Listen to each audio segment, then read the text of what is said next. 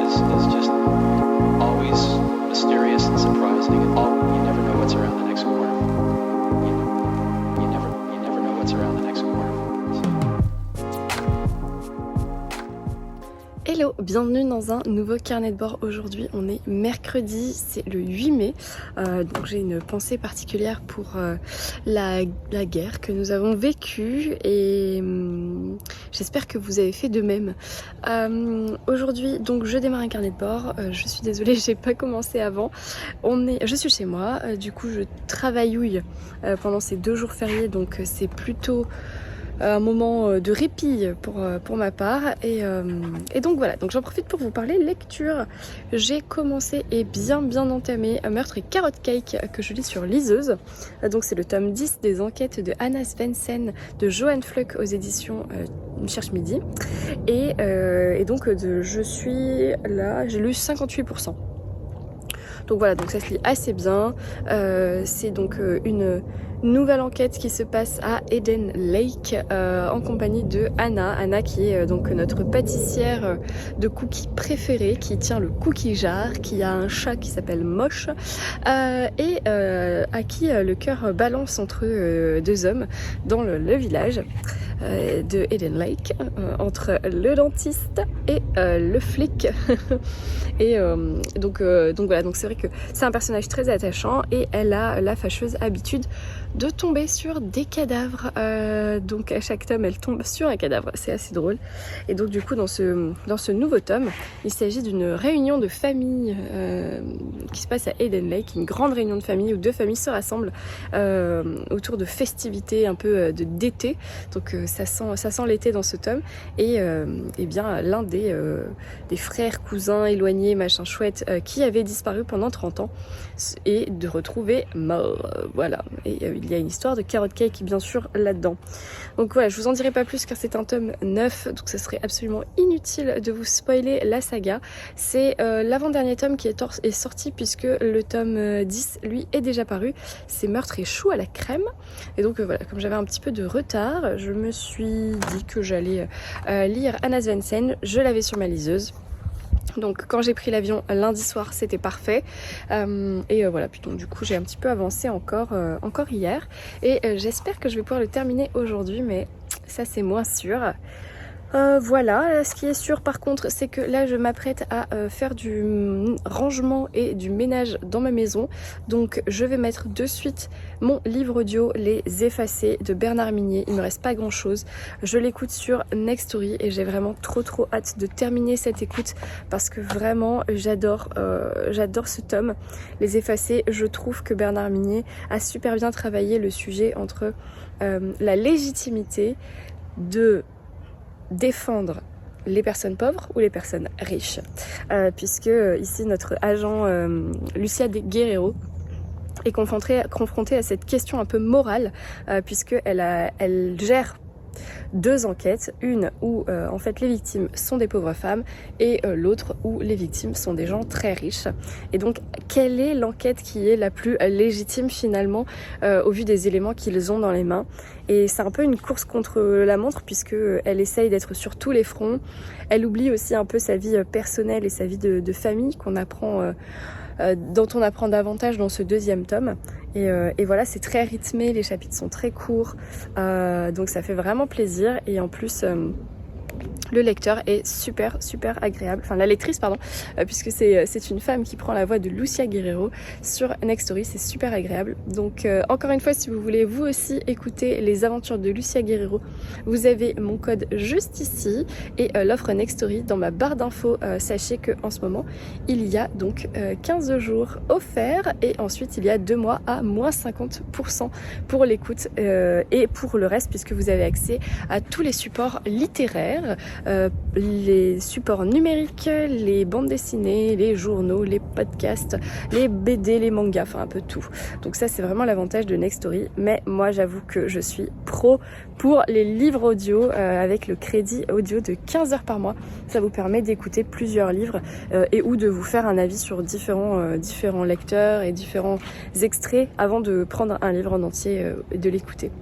Voilà, je vous laisse, j'ai mon ménage qui m'attend, je vais mettre mes écouteurs et c'est parti.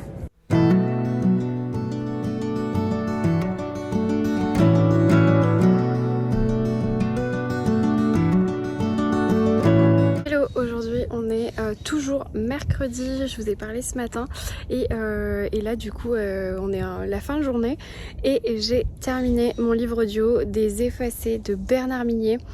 Donc le tome 2 des enquêtes de Lucia Guerrero. Du coup ça se passe en Espagne et c'était juste trop bien. Franchement la lecture de ce tome 2 elle était trop bien. Je vous en reparle très bientôt mais en tout cas si vous voulez écouter la duologie vous avez tout sur Next Story juste ici. Je suis là-dedans. Meurtre et carrot cake. Et d'ailleurs, ah oui, j'ai mon ticket d'or. J'ai mon ticket d'or que j'avais eu au Cozy Mystery du Cherche Midi. Et donc, du coup, je sais pas trop où j'en suis. Cookie rouge velours. Ça, j'ai lu.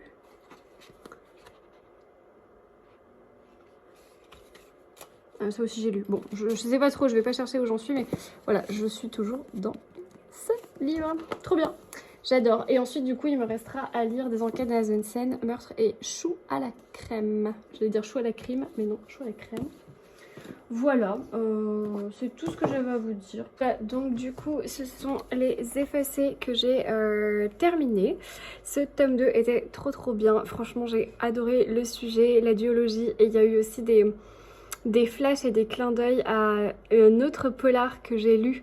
Je vous en parlerai pas plus, mais je l'ai lu il y a pas longtemps, un autre polar, il y a un lien et j'ai été clairement bluffée. Donc franchement ce tome 2 est top, le rythme est top, donc je vous le recommande. En tout cas à l'audio il passe super bien, la lectrice est top et à la fin il y a une petite note de l'auteur et je crois que c'est lu par Bernard Mignot parce que franchement on aurait dû vraiment savoir. Je ne vais pas aller vérifier, je vous avoue, mais en tout cas, la lectrice ici était vraiment bien. Il y a évidemment une ouverture qui nous informe qu'il va y avoir un tome 3, puisqu'il y a un mystère non élucidé à la fin de ce tome 2, donc forcément, j'ai déjà hâte de m'y replonger, mais en tout cas je suis trop contente. C'est donc le 3e Bernard Mignot que je lis, puisque en fait je les écoute les Bernard Mignot, j'avoue que j'ai encore jamais lu en papier, puisque Glacé je l'avais écouté aussi sur Next Story, Lucia je sais plus s'ils étaient sur Next Story ou sur Audible, mais en tout cas je l'avais écouté aussi et je sais qu'ils sont tous disponibles. Donc si jamais vous voulez également écouter, eh bien vous avez les crédits audio Next Story avec 15 heures d'écoute. Vous pouvez largement écouter un ou deux Bernard Mignot selon si vous écoutez en vitesse rapide ou pas. En tout cas, n'hésitez pas à les regarder, il y a vraiment beaucoup de choix. Et en plus il y a une offre en ce moment, donc ça peut être hyper intéressant. Du coup, comme j'avais encore un peu de voiture et tout ça, j'ai repris mon écoute, il était temps, de Olivier Ball. Méfiez-vous des anges, parce que le nouveau Olivier Ball me fait très envie, vous savez, La Meute, et du coup il faut absolument que j'avance dans ma lecture d'Olivier Ball, et je suis à la bourre puisque je n'ai jamais lu le tome 3 des enquêtes de Paul Green, et les 3 tomes sont disponibles sur Next Story, donc c'est l'occasion. Et alors là je sais pas trop où j'en suis, mais je dois pas être trop avancée. Voilà, là attends, c'est ça, chapitre 23 j'ai lu, donc je dois être pas loin. Je dois être là. Tac. Je suis page 177. Donc j'ai lu un peu plus de 1/3, je pense, parce qu'il fait 460 pages. Donc voilà. C'est trop bien, je suis trop contente, j'aime trop. Je reprends donc cette écoute, sachant que ça c'est donc un tome 3. Il est évidemment indépendant au niveau de l'écoute, vous pouvez effectivement l'écouter tout seul, c'est pas un souci. Mais n'empêche que je vous recommande quand même de les lire dans l'ordre, au moins d'avoir lu le tome 1 qui est l'affaire Clara Miller, où en fait on va connaître Paul Green, le journaliste, et ensuite dans le tome 2 qui est La forêt des disparus. Clairement c'est mon préféré, La forêt des disparus, je l'ai adoré, l'ambiance est glauque, l'ambiance est sombre, ça se passe dans une forêt, ça se passe dans un petit endroit perdu où il a une cabane, où il y a une petite fille, l'ambiance est vraiment pesante et j'ai adoré La forêt des disparus, plus que Clara Miller, puisque Clara Miller c'était un petit peu dans le milieu hollywoodien du showbiz, du coup j'avais un peu moins aimé, et là on est à Los Angeles, et donc voilà, on est en Californie, dans les Californies, et ça parle de secte. Donc c'est aussi un peu spécial et en tout cas j'aime trop. Mais pour l'instant, c'est vraiment je devais les départager. La forêt des disparus passe en premier dans mon choix parce que c'est simplement une question d'ambiance. Voilà, j'aime mieux les histoires qui se passent dans la nature que ce qui se passe comme ça là dans les grosses villes. Mais après au niveau des enquêtes, au niveau des personnages, au niveau de l'intrigue, ça se vaut et je suis trop contente de continuer de découvrir Olivier Bal. Je suis un peu à la bourre, donc du coup après ça il a sorti Les Roches de Sang qui vient tout juste de paraître aux éditions Pocket. Donc si vous avez envie de découvrir Olivier Bal, il y a Les Roches de Sang, ce n'est pas la suite, ce n'est pas une enquête de Paul Green, c'est autre chose. Donc je sais que Flo l'a reçu, on va essayer de se le caler et de le lire ensemble. C'est aussi pour ça que j'ai envie de terminer Méfiez-vous des anges.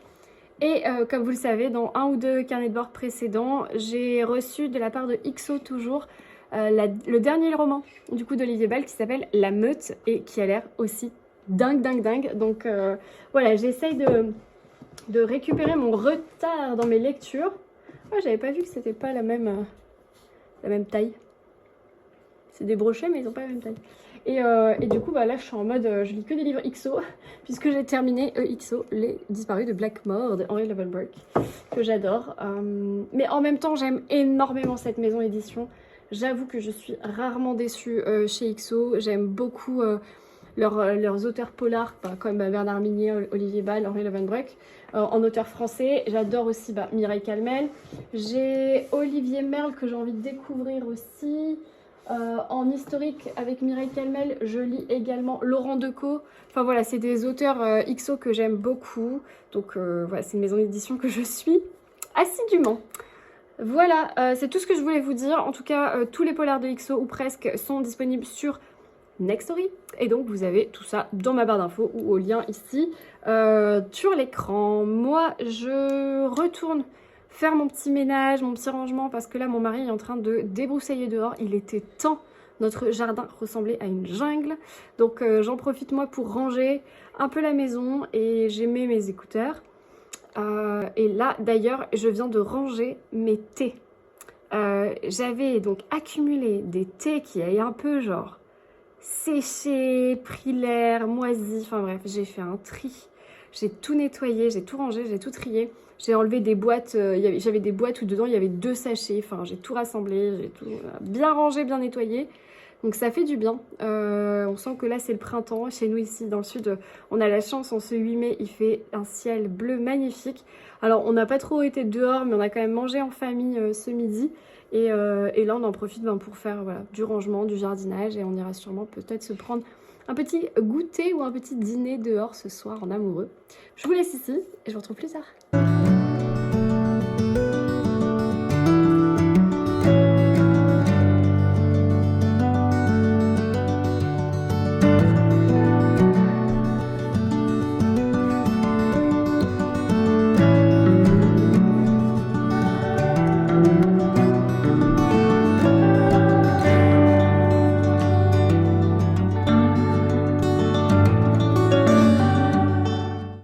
Hello, aujourd'hui on est jeudi et c'est férié encore. On est donc le 9 et du coup je suis sur ma terrasse que je viens de nettoyer entièrement. J'ai vraiment... mon mari a passé à la débroussailleuse, il y avait des herbes de partout. J'en ai profité pour nettoyer les bains de soleil, les coussins, enfin patati patata. Donc maintenant je me pose et j'en profite pour lire. Alors déjà hier soir j'ai terminé Meurtre et Carrot Cake, donc le tome 9 des enquêtes de Anna Svensson de Johan Fleck aux éditions Le Cherche Midi. Et c'était une enquête très très cool. J'avoue que j'avais vu venir les choses, donc pas trop surprise pour celui-là, mais en fait je crois que maintenant les Anna Svensson je les lis vraiment pour l'ambiance. Je sais que c'est un moment cosy, cocooning, que c'est que des gens bienveillants à Like Eden, même si bon il y a des meurtres donc il y a des gens pas très bienveillants, mais en fait c'est l'ambiance vraiment cozy mystery, un peu à la Desperate Housewives, très à l'américaine, où tout le monde mange avec tout le monde. Là en plus c'est une réunion de famille ici, donc c'est beaucoup de pique-niques, beaucoup d'activités en groupe, il y a plein de choses qui se passent, surtout voilà, des choses familiales on va dire, et je vous ai déjà parlé de Gus qui va décéder, ce personnage qui est assez antipathique, et donc Anna va enquêter, et là on est vraiment sur une enquête de famille puisqu'elle va enquêter avec ses sœurs et un petit coup de pouce de Dolores également, donc j'ai bien aimé ce tome, c'est pas mon préféré mais je l'ai vraiment bien aimé, mais clairement c'est juste parce que je passe un bon moment. En fait, voilà, c'est la recette secrète des bons cozy crime, c'est de passer un bon moment. Donc je vais pas enchaîner, j'ai pas enchaîné de suite avec le tome 10 hier soir, donc en fait il était 22h, j'avais encore envie de lire, je savais pas quoi lire puisque j'avais pas prévu, enfin ma prochaine lecture commune c'est dans une semaine, donc j'avais rien prévu de spécial, et en fait je me faisais la réflexion la semaine dernière que ça faisait très longtemps que j'avais pas lu de Agatha Christie, et donc du coup c'est chose faite puisque j'ai choisi au hasard dans ma bibliothèque un que j'avais pas encore lu, et donc je lis Meurtre en Mésopotamie de Agatha Christie. Voilà, donc toujours chez le livre de poche puisque j'ai la collection complète. Et là, ce n'est pas un Hercule Poirot ni un Miss Marple ou quoi.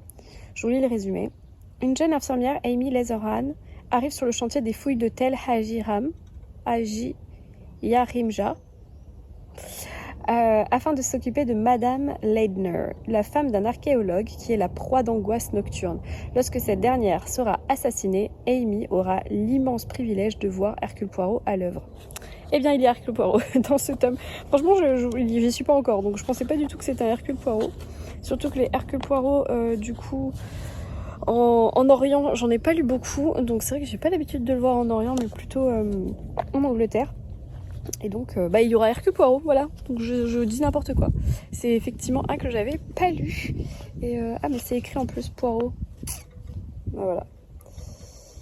Voilà. Bon, il n'y a pas forcément d'ordre dans les Agatha Christie, encore une fois. Si vous voulez les découvrir, je vous conseille de lire le premier qui est vraiment bien, parce que c'est le premier Agatha Christie, c'est le premier à mettre en scène Hercule Poirot, donc c'est Une affaire de Styles.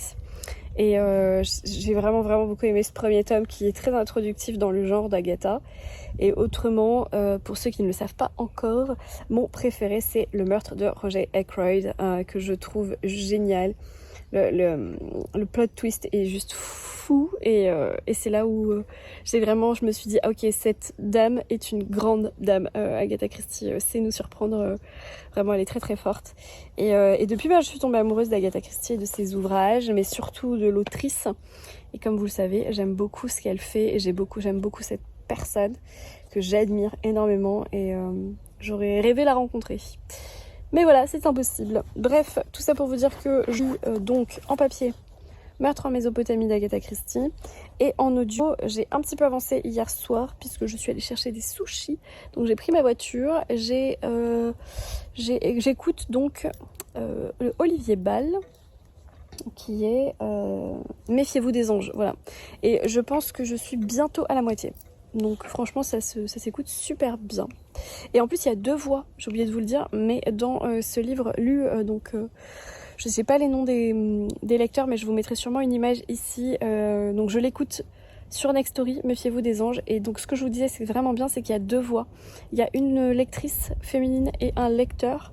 Et du coup c'est hyper agréable parce que du coup les personnages, quand on change de chapitre, eh bien on a ce ping-pong de voix qui est super agréable et super intéressant. Donc voilà, j'aime beaucoup ce 3e volume des enquêtes de Paul Green, et bientôt je lirai donc le suivant, Olivier Ball, Les Roches de Sang, et il est également disponible sur Nextory, donc n'hésitez pas à aller jeter un œil. En tout cas, je vous remercie encore infiniment de suivre mes aventures sur Nextory, parce qu'aujourd'hui encore j'ai reçu, je pense, 3 messages de personnes sur Instagram qui me disaient qu'elles avaient testé Nextory en écoutant du coup notamment Bernard Minier, donc le dernier que j'ai écouté. J'ai quelqu'un qui m'a dit qu'elle avait écouté du coup Lucia, et que c'était assez agréable parce que finalement sur Nextory, comme c'est des heures d'écoute, vous avez 15 heures d'écoute, ça lui permettait d'écouter que des passages, pas tout le livre en fait, puisque en fait elle le lit en papier, et quand elle bouge ou je sais pas ce qu'elle fait, des activités, elle passe certains chapitres en audio et ensuite donc elle reprend sa lecture papier, ce qui fait qu'elle ne gâche pas un crédit audio par exemple, puisque ce sont des heures d'écoute, des crédits d'écoute d'heures, et donc c'est assez malléable. Finalement vous pouvez lire un livre papier et n'avoir que certains passages en audio sans devoir perdre finalement un achat d'un livre entier. Donc ça c'est hyper pratique et c'est vrai que j'en avais parlé il y a un moment, mais moi j'écoutais d'habitude j'écoute tout un livre en entier en audio, mais c'est vrai que ce système là est pas mal du tout, et donc peut-être que parfois je pourrais le faire sur des pavés que j'aime bien lire en papier, d'alterner. Je sais que parfois je le fais sur Lucinda Riley, mais c'est très léger. J'écoute le livre à 90% et je lis que quelques chapitres en papier comme ça. Mais vraiment de faire un 50-50 par exemple, c'est tout à fait possible sur Nextory et vous perdez rien. Donc ça c'est vraiment top. Voilà, c'est tout ce que j'avais à vous dire. Je retourne à ma lecture papier et je vous retrouve plus tard. Et vous avez une magnifique vue sur mon étendoir et la débroussailleuse. Voilà, c'est très élégant, mais on s'en fiche. Hello, j'espère que vous allez bien. Aujourd'hui on est vendredi, j'ai travaillé toute la matinée sur mon ordinateur au soleil, donc c'est pour ça que je suis en maillot, parce que du coup je profite de faire les deux en même temps, à savoir prendre de la vitamine D et du soleil, mon petit chat là-bas. Et en même temps travailler. Alors là j'ai laissé mon ordi se recharger à l'intérieur et se rafraîchir aussi, parce que même si je mets un carton pour avoir de l'ombre juste sur mon ordinateur, c'est vrai que c'est pas forcément le top qui prenne autant de soleil, mais ça reste très agréable, donc je suis contente de pouvoir vous filmer sous le soleil et le ciel bleu. Voilà, je suis pas venue pour vous parler météo, mais en fait en faisant le montage de mon carnet de bord hier soir, je suis désolée, j'ai pas pu vous le poster plus tôt, mais je me suis rendu compte que je vous ai pas du tout parlé du décès de Bernard Pivot. Donc c'est vrai qu'on en a pas mal entendu parler sur les réseaux sociaux. Donc notre cher Bernard Pivot est décédé cette semaine. J'avoue que j'ai versé un peu ma petite larme. Alors même si c'était pas ma génération, c'est vrai que ma mère a toujours regardé le bateau livre. Donc c'est vrai que j'ai un peu baigné là-dedans. Je me rappelle très bien, on avait une télé, vous savez, les grosses télés épaisses, carrées, qui étaient très profondes, avec une bordure très épaisse sur les côtés, et on avait cette télé là, je me souviens, et on regardait le bateau livre. Elle m'en a toujours beaucoup parlé. Je sais aussi que donc j'ai vraiment grandi avec ça, et on avait un peu le truc de la dictée de Bernard Pivot, où on se disait toujours, voilà, si tu peux faire la dictée de Bernard Pivot et que tu fais pas trop de fautes, c'est que t'es clairement un dieu de l'orthographe, et c'est un peu la légende familiale. Donc c'est vrai que j'ai un très bon souvenir de ce monsieur, et par la suite, donc en grandissant, je vous en avais parlé, je pense il y a 1 an ou 2, dans un carnet de bord, je me rappelle, j'avais lu un livre qui s'appelle Lire, qui est le livre qu'a coécrit Bernard Pivot et sa fille, qui ont coécrit. En fait, ils parlent d'un sujet et chacun donne son point de vue. Donc c'est un petit livre qui s'appelle Lire, et je vous le recommande 1000 fois. J'ai surligné des dizaines de lignes et de pages dans ce livre. J'avais envie de mettre des post-it partout. J'avoue que j'ai la flemme d'aller chercher dans ma bibliothèque, mais je vous mettrai une image ici du livre dont je parle. Et c'est vrai que du coup, j'ai découvert la plume de Bernard Pivot sous ce livre, parce qu'on le connaissait comme grand reporter littéraire, mais pas comme auteur. Enfin moi en tout cas, je ne l'avais encore jamais lu. Et après en avoir parlé à mes amis et à mon entourage de cette découverte de Lire, j'ai ma chère Laurie, la bibliothèque de Laurie, qui m'avait offert un livre que du coup j'ai dans ma palle depuis un certain temps, parce que je pense que ça remonte à au moins 1 an. Elle m'avait offert ce livre, Bernard Pivot, mais la vie continue. Et je l'ai vu dans ma palle quand on a annoncé le décès de Bernard Pivot, et je me suis dit waouh, ce titre est juste fou, parce que alors qu'il nous quitte, que lui, sa vie ne continue pas. Et bien son livre parle de sa retraite, où en fait sa vie de lecteur, elle, continue après avoir quitté les plateaux télé. Et donc du coup je l'ai ressorti, je l'ai mis sur ma table de chevet, et je compte bien le lire. Donc je vous lis juste le résumé pour vous donner un ordre d'idée si vous aussi vous voulez découvrir Bernard Pivot avec moi. C'est l'histoire d'un homme qui vient d'avoir 82 ans déjà, Jadis, il était toujours pressé. Il régnait sur le monde de la culture et se sentait invincible. Aujourd'hui, à la retraite, c'est plus calme. Les défaillances du corps, les anxiétés de l'âme, la peur de perdre ses vieux amis qui forment une bande de joyeux octogénaires.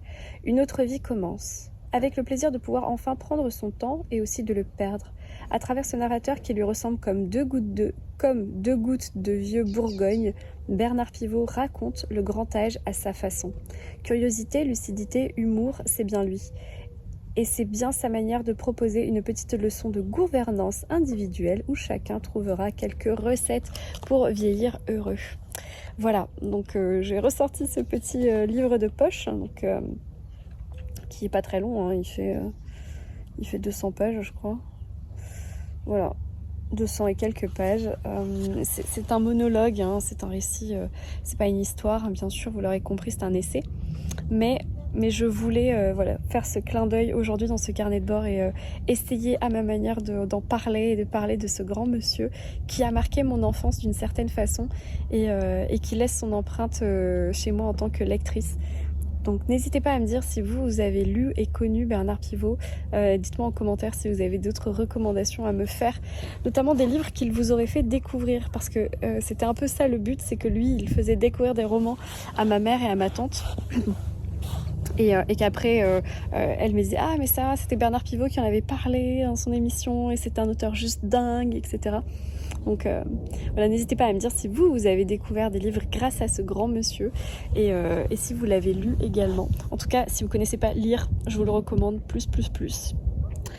Voilà, donc c'est sur ce petit message plein d'amour que j'envoie dans les étoiles que je vous laisse ici. J'espère que vous avez passé un bon moment en ma compagnie. J'ai essayé de vous transmettre beaucoup de soleil et un peu de livres dans ce carnet de bord. Mais en attendant, je vous souhaite un très bon week-end, une très belle semaine, de très bonnes lectures et je vous dis ciao!